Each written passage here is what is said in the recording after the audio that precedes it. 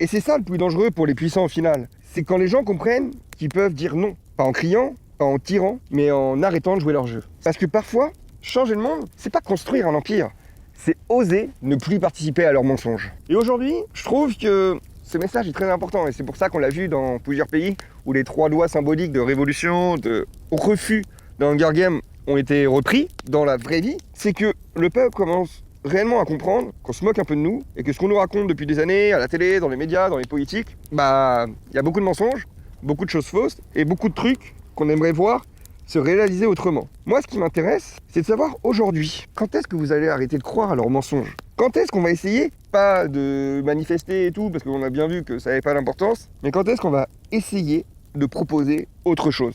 Un autre système, une autre vision, une nouvelle vérité, une nouvelle justice, une nouvelle éducation? Je pense sincèrement qu'on ne doit pas faire de révolution, mais qu'on doit faire une évolution. Je sais pas ce que vous en pensez, mais ma grande question aujourd'hui, c'est de savoir quand est-ce que vous allez commencer à réellement dire non. C'est quoi votre limite? Vous avez besoin qu'on arrive au Hunger Games? Parce que malheureusement, quand tu vois les images de certains pays, tu te poses la question de si on est vraiment mieux que eux dans leur monde.